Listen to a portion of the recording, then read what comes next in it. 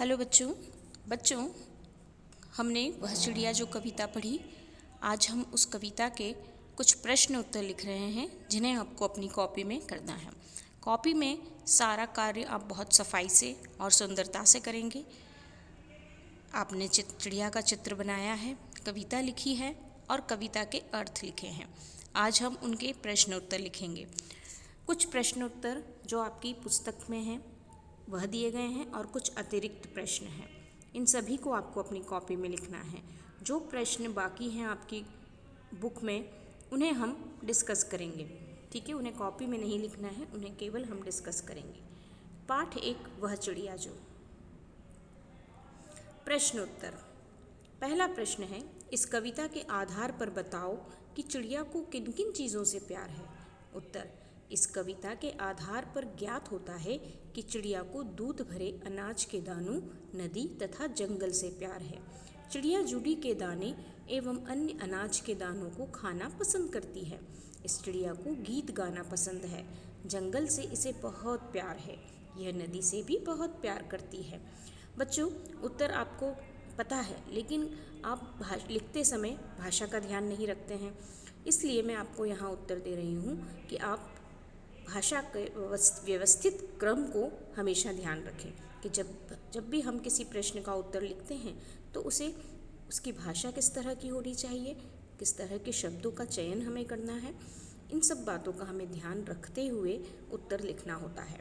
ठीक है, तो आप इन उत्तरों को ध्यान से पढ़ेंगे, कॉपी में लिखेंगे और जब भी आपको अपने शब्दों में लिखने के लिए कहा जाए तो आप भाषा के व्यवस्थित क्रम का और शब्दों के चयन का विशेष ध्यान रखेंगे। दूसरा प्रश्न है, आशय स्पष्ट करो। रस उंडेल कर गा लेती है, चढ़ी नदी का दिल टटोल कर जल का मोती ले जाती है।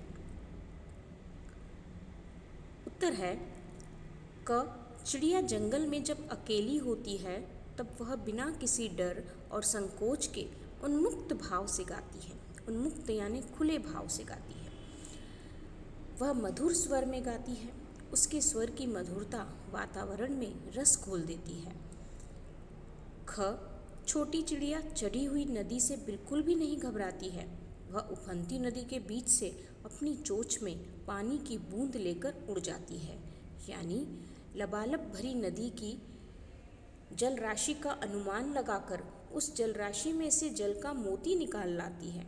अर्थात उसी पानी से चिड़िया अपनी प्यास बुझाती है। इसलिए पानी मोती की तरह अमूल्य है। अतिरिक्त प्रश्न। इन दो प्रश्नों के अलावा कुछ अतिरिक्त प्रश्न हैं जो आपको अपनी कॉपी में करना है। पहला प्रश्न है, कविता के आधार पर चिड़िया के स्वभाव का वर्णन कीजिए। उत्तर। इस कविता में नीले पंखों वाली एक छोटी सी चिड़िया का वर्णन है। इस चिड़िया का स्वभाव संतोषी है। थोड़े से दाने इसके लिए पर्याप्त है। यह मुंहबोली है। यह एकांत में उमंग से गाती है। यह गर्वीली भी है। इसे अपने साहस और हिम्मत पर गर्व है।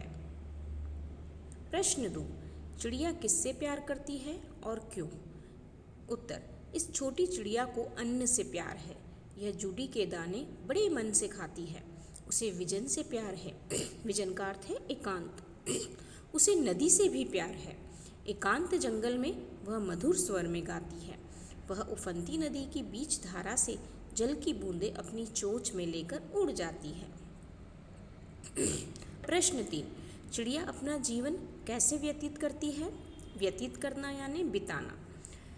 उत्तर। चिड़िया अपना जीवन प्रेम, उमंग और संतोष के साथ व्यतीत करती है। वह सबसे प्रेम करती है। एकांत में भी उमंग से रहती है। वह संतोषी है। वह थोड़े में ही संतोष करती है। आज़ाद होने की वजह से वह मीठे स्वर में गाती है। उसका स्वर बहुत मीठा है। वह गाते और उड़ते हुए अपना पूरा जीवन व्यतीत करती है। प्रश्न 4, चिड़िया के गायन की विशेषताएं लिखिए। गाने की विशेषताएं। गायन यानी वह जो गाती है ना, पुराने घने जंगल के लिए गाना गाती है, उसकी विशेषताएं लिखनी है।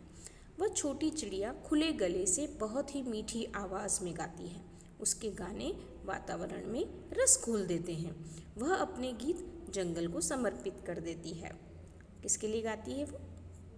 पुराने घने जंगल के लिए, है ना, बूढ़े वन बाबा के लिए। तो अपने गाने उन्हीं को समर्पित कर देती है। प्रश्न 5, चिड़िया के माध्यम से कवि हमें क्या संदेश देना चाहते हैं?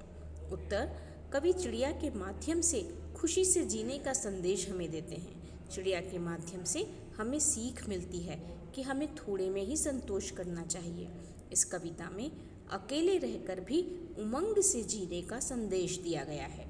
इसके साथ ही कवि हमें बताते हैं कि विपरीत परिस्थितियों में भी हमें साहस नहीं खोना चाहिए, हमें अपनी क्षमता को भी पहचानना चाहिए।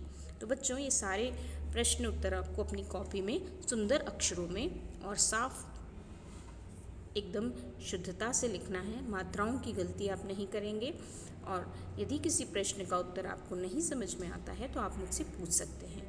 प्रश्न जो बुक में और दिए गए हैं, एक्स्ट्रा प्रश्न, भाषा की बात, और ये सब आपको कॉपी में नहीं करना है, इन्हें हम डिस्कस करेंगे। ठीक है बच्चों।